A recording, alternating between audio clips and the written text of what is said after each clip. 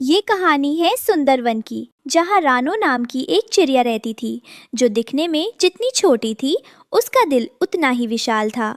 एक सुनहरी सुबह, जब सूरज की पहली किरणें पेड़ों की ओर से झांक रही थी, रानो जंगल की सैर पर निकली।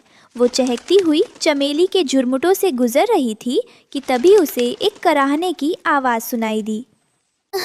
कोई कोई तो मेरी पुकार सुनो। क्या यहाँ कोई रहमदिल रूह है? रानो ठिठक गई।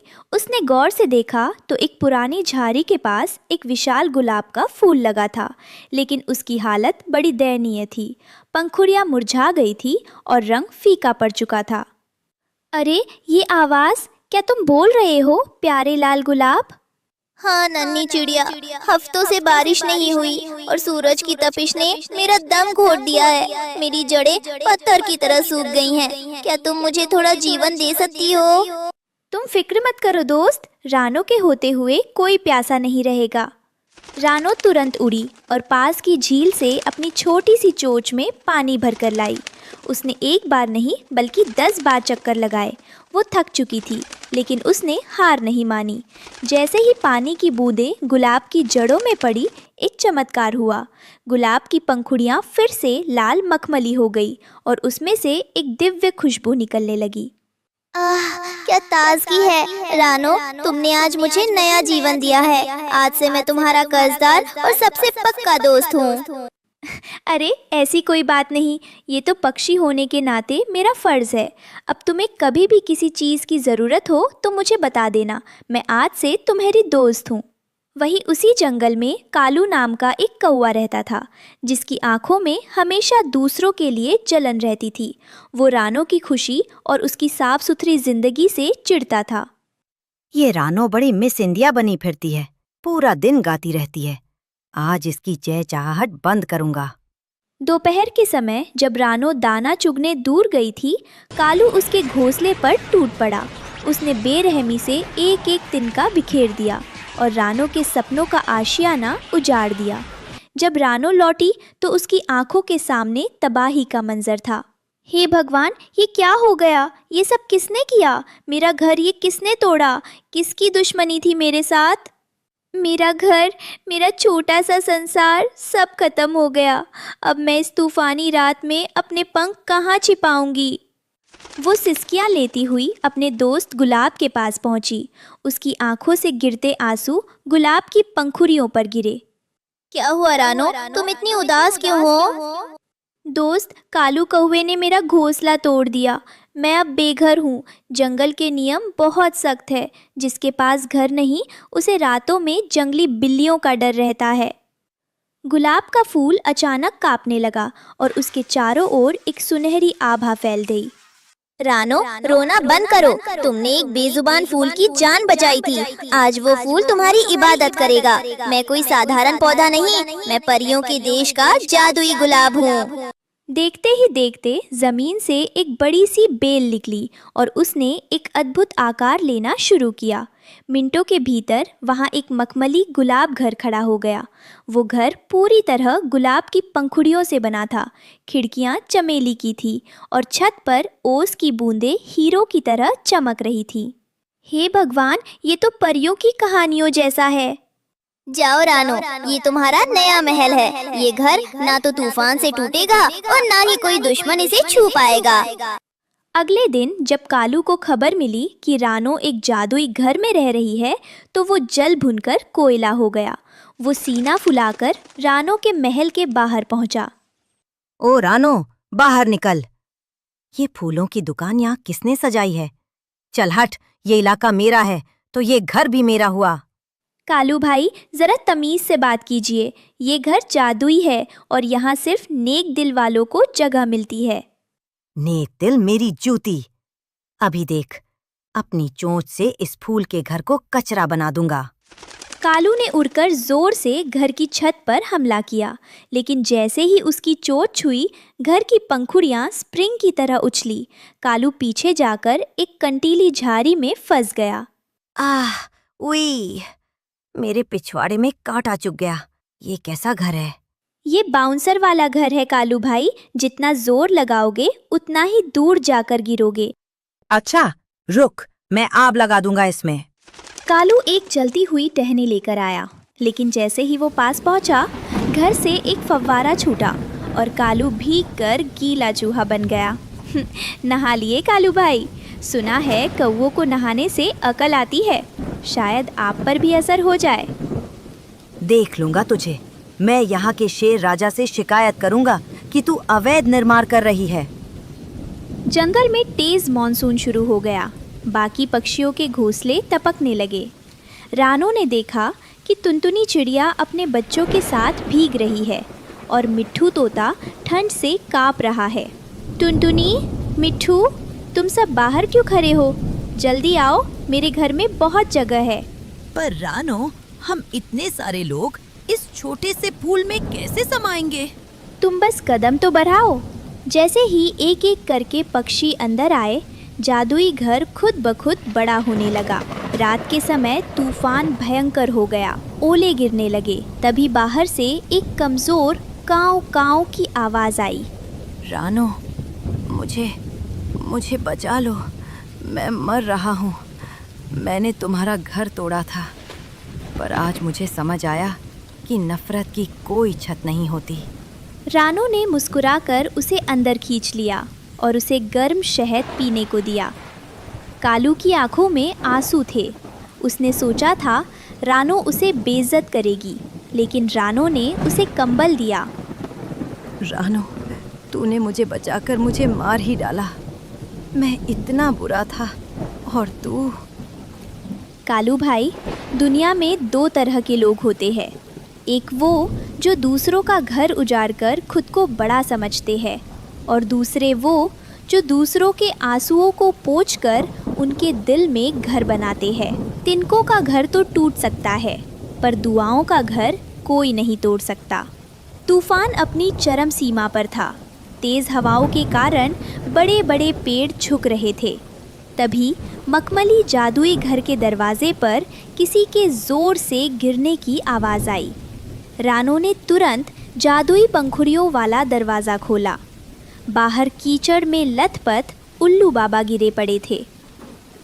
अरे, ये तो उल्लू बाबा है।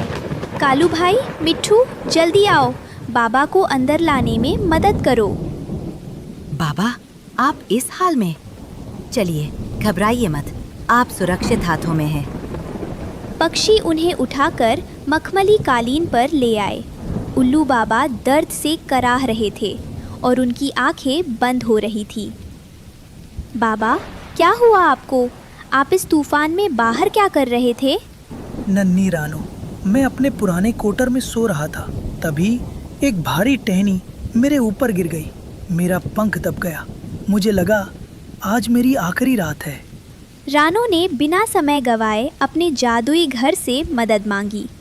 रानो ने अपनी छोटी चोट से जड़ी बूटियाँ पीसकर उनके पंख पर लगाई। बाबा, थोड़ा सा ये गर्म फूलों का रस पीजिए, आपको ताकत मिलेगी। हाँ बाबा, रानो की सेवा और इस घर के जादू के सामने बड़े से बड़ा घाव भर जाता है। थोड़ी देर बाद उल्लू बाबा ने अपनी बड़ी बड़ी आंखें खोली। उन्हें अब दर्द से राहत थी।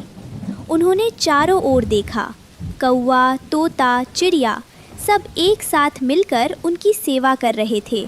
मैंने अपनी 100 साल की उम्र में बहुत जंगल देखे, बहुत पक्षी देखे, पर ऐसा चमत्कार कभी नहीं देखा।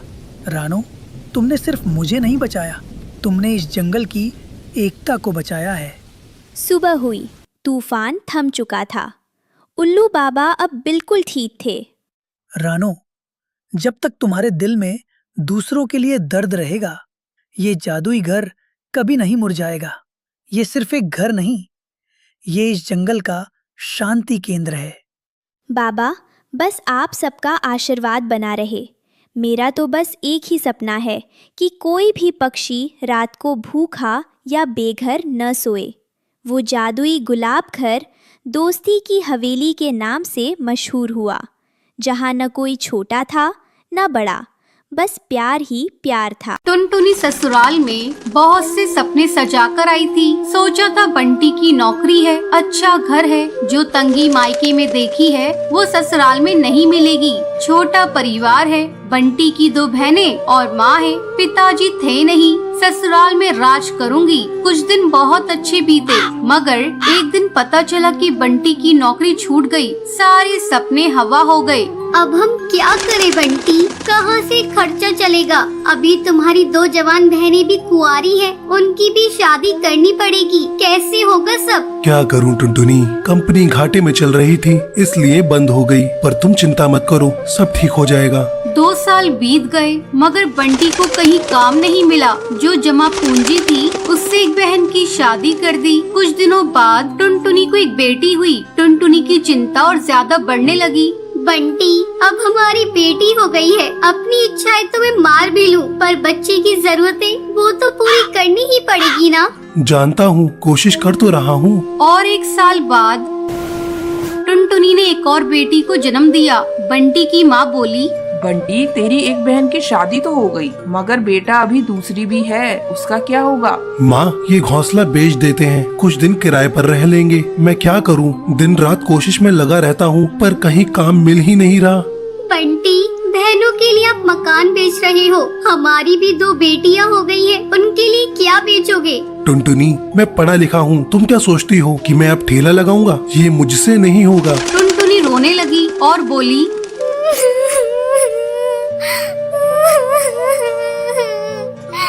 तो क्या मैं अपने बच्चों के लिए 10 रुपए के अनाज के लिए भी तरसती रहूं? दोनों बच्चियां दाने के लिए रोती रहती हैं। क्या पानी से उनका पेट भरती रहूं? जब तक कोई नौकरी नहीं मिलती तब तक तो कुछ कर ही सकते हो, या मुझे ही काम करना पड़ेगा?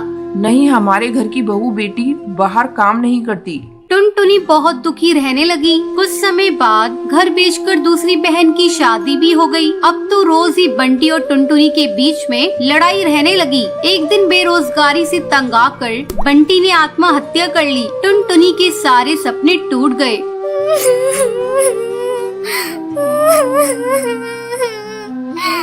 मैं बिल्कुल अकेली हो गई हूँ। अब जिम्मेदारी टुनटुनी के सर पर थी। बूढ़ी सास, अपनी 2 बेटियां और घोंसले का किराया। कुछ आसपास के पक्षी गरीब समझकर बच्चियों को पुराने कपड़े और खाना देकर मदद कर दिया करते थे। टुनटुनी अपनी सास से बोली, माँ, 2 महीने गुजर गए, जो घर का पैसा बचा था वो सब खर्च हो गया। अब मुझे ही कोई काम करना पड़ेगा। जिस गरीबी में हमारे दिन कट रहे हैं, मैं नहीं चाहती कि मेरी बच्चियां भी गरीबी में दिन गुजारे। मगर तू करेगी क्या बहू? अपना कुछ काम करने के लिए पैसे भी तो चाहिए। कोई बात नहीं माँ, कोई तो मदद कर ही देगा। टुनटुनी ने सब रिश्तेदारों से मदद मांगी, पर किसी ने कोई मदद नहीं की। सब ये सोचते थे कि ये इतनी गरीब है, कहाँ से चुकाएगी। मायके से भी किसी तरह की कोई मदद नहीं मिली। टुनटुनी निराश हो गई और दुखी होकर रोने लगी।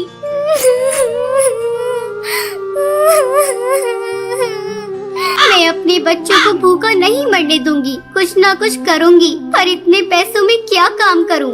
एक दिन उसे उसके ही जंगल का एक चिड़ा गोलू मिला। वो टुनटुनी की शादी से पहले टुनटुनी को बहुत पसंद करता था, लेकिन उससे कभी कुछ कह नहीं पाया था। अरे टुनटुनी, कैसी हो तुम? और यहाँ कैसे? और ये क्या हाल बना रखा है तुमने अपना? गोलू, मैं ठीक हूँ। यहाँ पास में ही मैं किराए पर रहती हूँ। मगर पति तो नौकरी करते थे, फिर किराए पर कैसे?